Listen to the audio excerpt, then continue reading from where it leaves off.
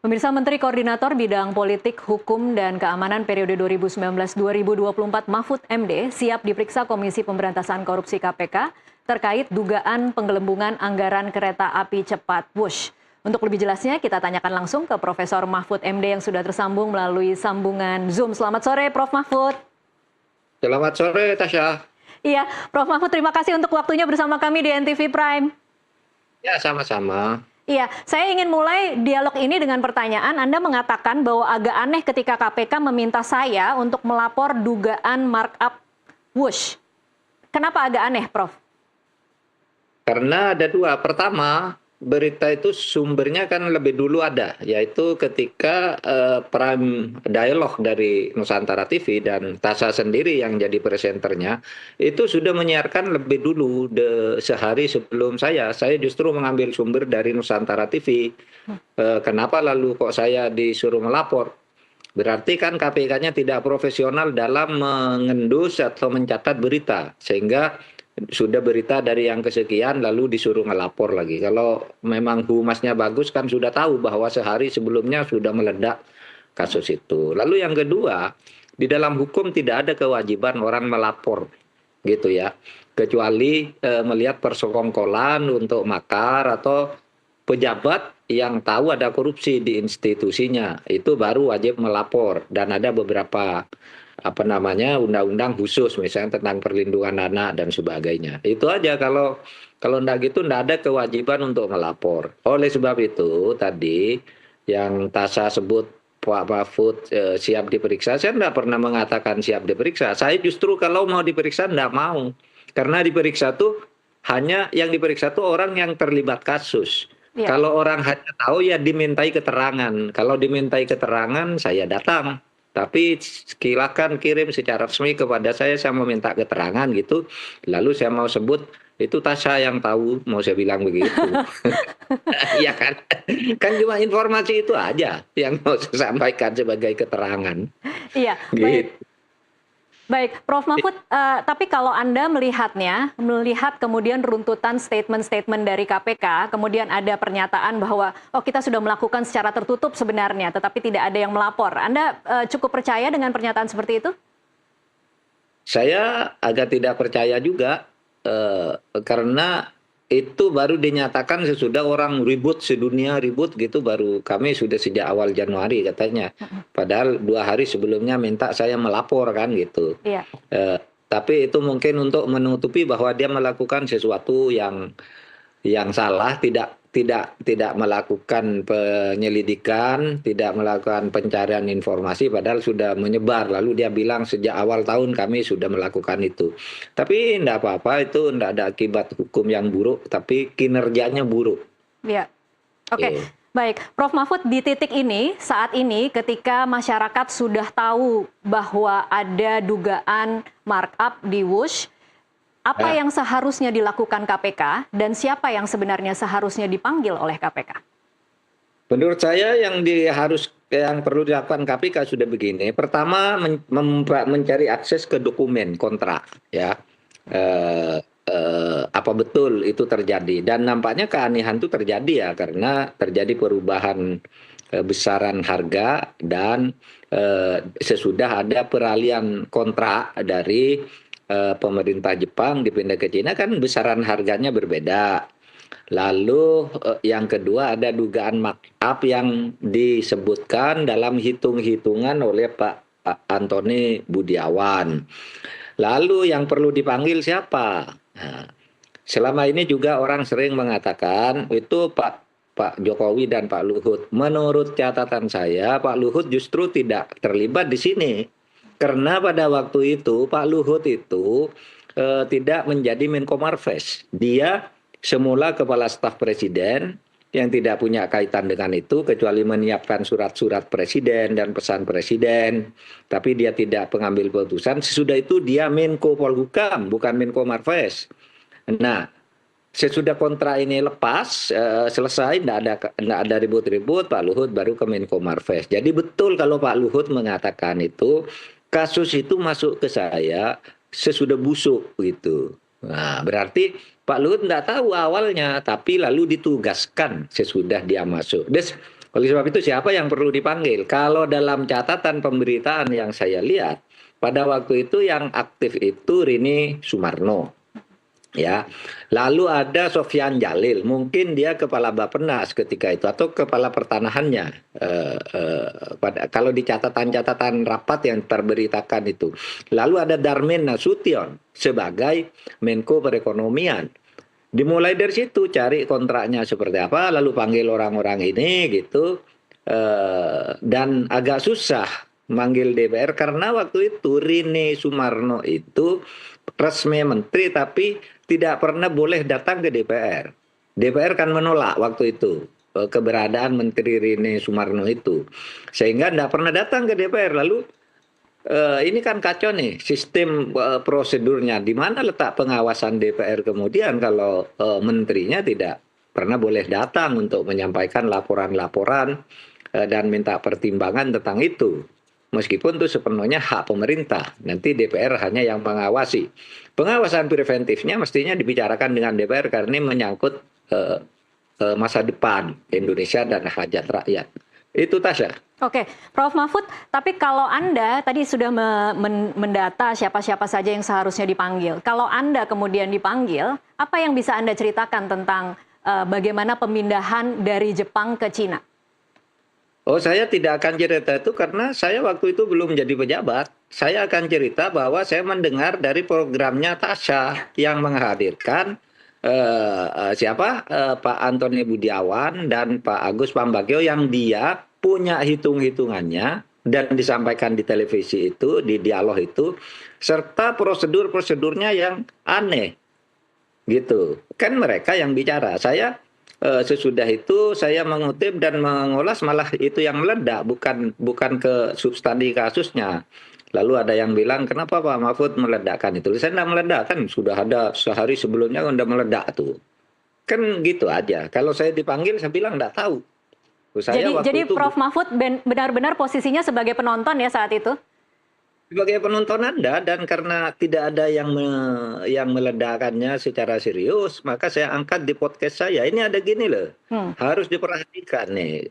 Kan harus begitu karena itu menyangkut utang besar. Gini loh, dulu kenapa pemerintah itu memindahkan jaminan,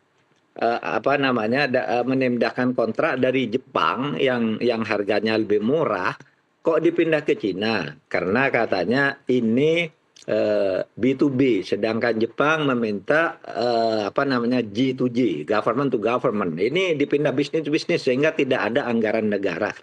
Dan waktu itu pemerintah juga mengatakan ini murni dari bisnis ke bisnis.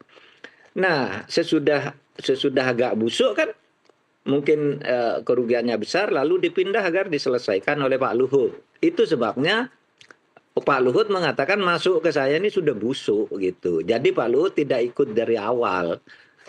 Itu yang saya pahami karena Pak Luhut bukan menteri yang terkait ketika ini dibuat gitu. Nah, dan sekarang ya Tasya, ini belum lama ini ternyata ada peraturan Menteri Keuangan yang tidak diketahui banyak orang bahwa pemerintah memberi jaminan atas hutang itu. Sehingga diatur mekanismenya. Kalau terjadi gagal bayar, bagaimana kalau uangnya kurang dan sebagainya, mekanisme. Itu dikeluarkan peraturan Menteri Keuangan nomor 89.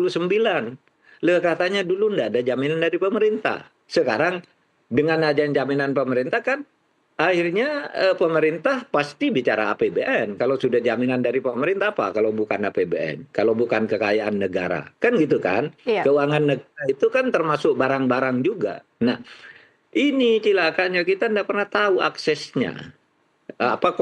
Tidak pernah punya akses untuk melihat kontraknya itu kayak apa. Kan gitu kan? Iya. DPR juga dulu kan tidak pernah raker soal ini dengan Rini Sumarno. Cuma dengar-dengar berita dari koran aja gitu. Gitu, Tasya. Oke, baik. Pak Mahfud, ini mungkin yang paling ingin diketahui oleh publik yang sedang menyaksikan tontonan kita pada sore hari ini. Pertanyaan yang paling penting adalah, bisakah Jokowi kemudian dimintai pertanggungjawabannya atas keputusan yang sebenarnya kalau kemudian kita menyimak pernyataan dari Agus Pambagio dan juga Antoni Budiawan pada waktu itu, seolah-olah memang itu keputusan yang diambil presiden meskipun sudah mendapat note-note yang tidak merekomendasikan untuk mengambil kontrak itu. Kalau terjadi korupsi di situ, sesudah diteliti, tentu memang yang harus bertanggung jawab pertama presiden dong. Karena dia yang pada waktu menjaminkan dirinya bahwa ini ide saya dan rakyat perlu, dan kita semua percaya karena kita kan sampai saat ini pun percaya bahwa WUS itu penting ya untuk investasi sosial, investasi politik ekonomi dan sebagainya ya. Sebagai pemicu perkembangan ekonomi kita anggap penting, dan kita berpendapat WUS itu tidak harus untung, bukan untuk mencari untung. Di mana-mana yang lebih banyak keuntungannya itu pada lingkungan sosialnya. Kalau kayak gitu kan timbul usaha-usaha di sampingnya, timbul hotel dan sebagainya gitulah. Tetapi eh, keuntungan itu memang tidak dicari, tetapi juga tidak boleh ada korupsinya. Oke. Nah, kalau ada korupsinya, maka pertanggungjawabnya pada yang membuat keputusan gitu. Meskipun saya belum yakin lah bahwa Pak Jokowi secara koruptif lewat itu, tapi kalau itu ada adalah tanggung jawab dia karena dia yang memutuskan memindahkan itu. Baik, Kan gitu. jadi Prof. Mahfud sebenarnya logika Jokowi yang mengatakan bahwa ini adalah investasi sosial sebenarnya bisa diterima ya? Oh, bisa diterima, bisa diterima. Yang kita persoalkan keanehan prosedurnya itu, gitu. Dan kita tidak pernah tahu kontraknya dan kapan itu dibahas dengan DPR kan gitu. Nah, prosedur-prosedur yang melanggar itu, yang aneh, yang sering saya sebut mungkin terjadi détournement de pouvoir. Détournement de pouvoir itu artinya penyalahgunaan wewenang atau abuse of power. Ya, penyalahgunaan kekuasaan sehingga menimbulkan pelanggaran-pelanggaran itu. Siapa yang melakukan itu? Presiden. Presiden mau korupsi apa enggak? Mungkin tidak. Itu ingin cepat aja, ingin praktis gitu. Oke. Nanti bisa dibuktikan apa ada mens rea untuk itu. Tapi kalau di tingkat lapangan terjadi korupsi di saat nego-nego, itu tentu pemeriksaan difokuskan pada yang nego-nego. Gitu. Oke. Jadi mungkin pertanyaannya sekarang berarti Prof. Mahfud ini adalah masalah bagaimana KPK membuktikan apakah memang ada niat atau tidak begitu ya Prof. Mahfud? Iya, ada bukan niatnya, niatnya nanti di pengadilan. Ini ada aktus seriusnya dulu. Aktus serius itu ada peristiwanya dulu. Oke. Nah, niatnya nanti kalau sudah peristiwa ada, misalnya, oh ini ada penyimpangan, oh ini ada dugaan markup, oh ada ini. Nah nanti buktikan di pengadilan, enggak Pak, ini tidak markup begitu. Ini perhitungannya begini-begini. Nah pengadilan nanti yang membuktikan. Sekarang menurut saya aktus seriusnya itu sudah muncul. Apakah aktus serius orang harus kesalahan ya, kesalahan dan keanehan itu aktus serius sudah, ketidakbenaran prosedur itu aktus serius itu sudah ada peristiwa, tapi belum tentu ada niat. Itulah tugas KPK membuktikan mens rea-nya, niatnya itu apa kok bisa terjadi seperti ini kan gitu. Itu Tasya. Oke, akan sulit tidak sih Prof. Mahfud untuk membuktikan bahwa memang ada penggelembungan pada saat pemindahan dari kontrak Jepang kemudian langsung tiba-tiba dipindah ke Cina? Menurut saya ya, yang awam di bidang perhitungan keuangan dan di bidang proyek, tapi saya mengerti hukum, menurut saya tidak sulit membuktikan asal berani bahwa ini hukumnya mau dibuka, kasus hukumnya kan nanti tinggal buka dokumen, bagaimana nego-negonya, siapa yang menentukan harganya dan sebagainya dan sebagainya. Kita tahu juga lah, misalnya tidak bisa dibandingkan dengan Arab Saudi. Arab Saudi itu murah, mungkin 100 kali lebih murah atau 10 kali lebih murah dari yang di Indonesia. Iya, di Arab Saudi tidak ada pembebasan tanah. Iya. Karena di sana batu yang ada, dan batu di sana milik negara semua, sehingga tidak perlu pembebasan tanah. Memang Indonesia harus lebih mahal. Saya sangat tahu itu, gitu. Tetapi mekanisme-mekanismenya menurut saya sejak awal sudah tidak masuk akal, gitu. Kalau mekanisme kenegaraan dan ke tata pemerintahannya seperti itu, ya sudah keliru, gitu. Oleh sebab itu KPK selidiki, lalu segera tegaskan ini patut diduga, kemudian perlu penyidikan atau tidak kan gitu. Sebenarnya tidak sulit kalau berani ya, kalau mau sungguh-sungguh. Oke, ini kan memang narasi yang kemudian berkembang di masyarakat adalah seolah-olah memang saat ini posisi yang memegang keputusan pada saat itu memang Jokowi ya Pak Mahfud. Jadi kemudian bagaimana caranya membuktikan bahwa memang keputusan untuk pindah ke Cina itu memang keinginan presiden yang kemudian menegasikan berbagai pertimbangan lain yang sebenarnya tidak masuk akal untuk dijalani? Ya saksi-saksinya kan ada. Ketika Pak Jokowi mengatakan ini ide saya, ini dari bisnis ke bisnis kan itu. Lalu saksi yang menyatakan tidak setuju itu yang tersiar itu adalah Jonan. Kan bisa tahu saya dulu udah tak setuju gitu. Lalu dicari kenapa kalau memang pemindahan itu wajar, tidak ada korupsi, betul-betul pertimbangan efisiensi atau teknis atau apa gitu ya. Ya tidak apa-apa, presiden tidak salah. Tapi kalau kemudian ada itu yang perlu diselidiki gitu. Sehingga mudah kok cari dulu siapa yang nggak setuju, lalu bagaimana sih kontraknya. Kita kan tidak pernah tahu tuh kontraknya kayak apa ya. Kalau misalnya jalan yang ditawarkan oleh Pak Luhut, misalnya, udah diselesaikan dengan Cina, kita restrukturisasi 60 tahun. Ya memang harus begitu. Dengan Cina nggak bisa. Cina boleh menuntut dengan segala cara agar Indonesia melakukan penyelesaian, apakah itu restrukturisasi apa tidak. Oke. Tapi restrukturisasi itu kan tidak mengurangi biaya, malah bertambah. Nah, oleh sebab itu restrukturisasinya dengan Cina kita dukung. Kita harus bayar dengan Cina demi pergaulan internasional dan martabat. Kita harus bayar dengan segala cara. Tapi masalah penyalahgunaan yang mungkin terjadi, korupsi yang mungkin terjadi, diusut sebagai kasus tersendiri. Dengan Cina kita tidak ada masalah, harus tunduk pada apa yang sudah dibuat oleh pemerintah Indonesia dan pemerintah Cina. Karena itu kebebasan berkontrak sudah diberikan kepada keduanya menurut hukum perdata. Baik. Gitu. Baik, Prof. Mahfud ditahan dulu, kita akan lanjutkan di segmen selanjutnya. Pemirsa tetaplah bersama NTV Prime, kami akan kembali sesaat lagi.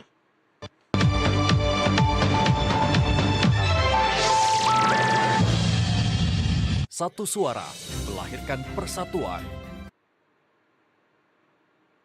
Pemirsa, terima kasih Anda masih terus menyaksikan NTV Prime. Kami masih bersama dengan Profesor Mahfud MD. Prof. Mahfud, saya ingin kembali lagi ke bagaimana kemudian ini menjadi sesuatu yang viral di masyarakat, mulainya dari pernyataan dari Agus Pambagio dan juga Antony Budiawan. Apa poin-poin yang paling menarik sekaligus paling mengganggu buat Anda, Prof? Ya, poin-poin yang paling menarik, cara Anda mewawancarai tajam, sehingga keluar butir-butir sebagai berikut. Satu, dari Agus Pambagio, itu terungkap berita bahwa Jonan sebagai Menteri Perhubungan ketika itu menyatakan tidak setuju. Tapi Jonannya lalu diberhentikan. Itu kan menarik. Kemudian Agus Pambagio dipanggil, juga memberi pertimbangan bahwa ini tidak visible Pak gitu. Tapi Pak Jokowi tetap mau karena ini jadi B2B. Ketika ditanya Pak ini ide siapa kok bisa seperti ini jadinya, lalu Pak Jokowi bilang ini ide saya gitu. Apakah salah seorang presiden begitu? Tidak salah. Tidak salah, dia punya wewenang termasuk memecat menteri, tidak salah. Tapi kemudian menimbulkan kecurigaan karena sesudah itu pindah ke Cina harganya turun sehingga kita harganya naik, bunganya terutama 20 kali lipat, kemudian menjadi 34 kali lipat bunganya sesudah overrun gitu. Itu kan harus diperiksa kenapa bisa terjadi begini, dengan Jepang tidak sebegitu. Bolehlah orang bicara perbedaan kurs, perbedaan cara menghitung. Nah itu yang harus diselidiki, perbedaan cara itu. Dan kita dukung kereta cepat itu. Lalu dengan Antony Budiawan gitu, poin-poin pentingnya itu ada dugaan makrab, ya dugaan ya, belum tentu makrab. Justru harus diperiksa karena keanehan prosedur gitu. Kemudian makamnya tuh di mana? Yaitu perbedaan harga yang dari 0,1 menjadi 3,4% gitu ya. Meskipun katanya tidak termasuk tanah dan sebagainya, itu nanti semua dihitung, diselidiki karena ini tidak pernah transparan penanganannya. Lalu perbedaan harga di sana menurut Pak Antony Budiawan di Cina itu rata-rata hanya 17 juta US dollar per kilometer. Kemudian di Indonesia 52 gitu. Orang tidak perlu membandingkan dengan Cina lah, tetapi tetap ini harus diselidiki. Kalau Cina itu tidak ada tanah, di sana ada batu dan semua milik pemerintah gitu. Ya, ya bisa lebih murah gitu ya. Nah, oleh sebab itu, yang kemudian menarik perkembangan terakhir sesudah Pak Purbaya itu menyatakan tidak mau bayar, ya sebenarnya biasa tidak mau bayar gitu, karena memang dulu janjinya B2B. Tetapi sesudah saya buka-buka, kemudian peraturan perundang-undangan yang ada di Setnek dan Kemenkumham itu, ternyata sekarang ada jaminan dari pemerintah, sudah dibuat perpresnya, peraturan Menteri Keuangannya. Ini kan lalu mencurigakan. Dulu katanya swasta ke swasta, kenapa sekarang ke APBN? Itu juga menjadi perhatian untuk diselidiki. Kita tidak boleh mengklaim bahwa itu korupsi. Periksa dulu, ya, periksa dulu. Semua ini, poin-poin ini menjadi penting dan itu tugas KPK. Meskipun sebenarnya bukan hanya tugas KPK sih. Kalau misalnya Kejaksaan Agung merasa KPK ini tidak sungguh-sungguh, dia bisa ambil kok. Karena belum ada langkah resmi dari KPK, hanya klaim aja sudah mulai menyelidiki, gitu kan? Iya. Boleh Kejaksaan Agung mengambil ini, melangkah lebih dulu dalam keadaan seperti ini. Agar jelas dan agar tidak terjadi lagi cara-cara sepihak yang seperti ini. Oke. Itu aja, Asya. Baik, Prof. Mahfud, saya ingin kembali lagi ke pernyataan pertama tadi. Anda mengatakan bahwa kalau kemudian kita sama-sama memahami presiden itu tahu bahwa ada potensi rugi, tetapi kemudian presiden tetap memilih itu, di titik itu sebenarnya tidak ada unsur pidananya ya, Prof. Mahfud? Tidak ada unsur pidananya kalau soal perbedaan harga itu. Bahwa rugi dan sebagainya sudah dihitung dan sebelumnya. Yang perlu kita selidiki kenapa itu terjadi.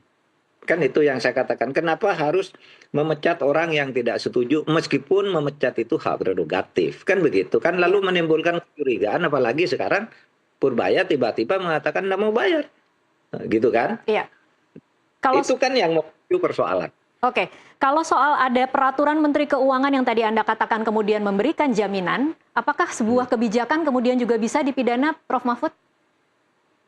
Enggak, kebijakan tidak bisa dipidana, tetapi ini harus dilihat kaitannya. Ya, kebijakan yang betul-betul kebijakan tidak bisa dipidana. Kalau kemudian ini kok tiba-tiba ada pemberian jaminan, mekanisme pemberian jaminan atas proyek-proyek kereta api oleh pemerintah sesudah kira-kira diserang sana-sini bahwa ini rugi setiap tahun 2 triliun, pemasukannya maksimal 1,5 triliun, lalu mungkin akan gagal bayar, lalu dibuat peraturan itu. Nah, itu perlu diselidiki. Iya. Di mana salahnya? Katanya dulu B2B. Kok sekarang menjadi G2B, government to business. Kinanya bisnis, kitanya yang menjaminkan misalnya government gitu.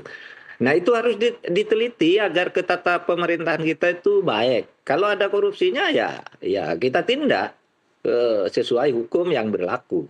Oke. Gitu. Baik, Prof. Mahfud kemarin juga dalam pernyataannya Agus Pambagio sempat memberikan ilustrasi bagaimana kalau Sri Lanka kemudian gagal bayar, kemudian di akhirnya kehilangan satu pelabuhan. Menurut Prof. Mahfud, apakah itu mungkin terjadi di Indonesia?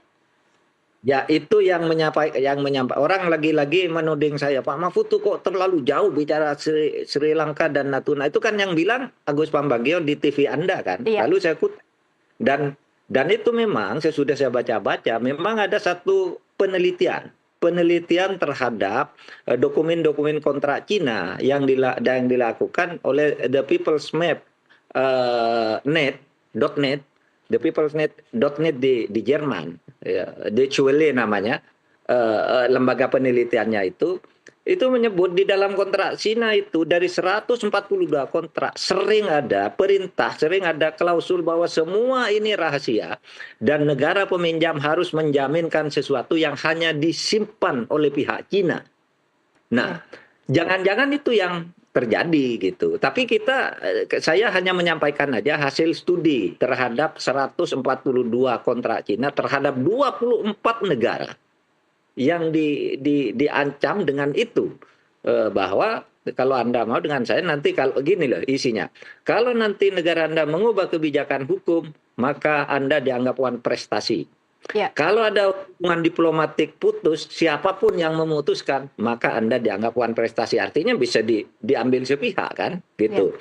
Saya tidak tahu. Itu hasil studi yang bisa dibaca. Nanti kalau perlu saya sampaikan linknya lah gitu. Oke, baik. Itu lagi-lagi memang bisa terjawab kalau kita diberikan akses terhadap kontraknya ya, Prof. Mahfud.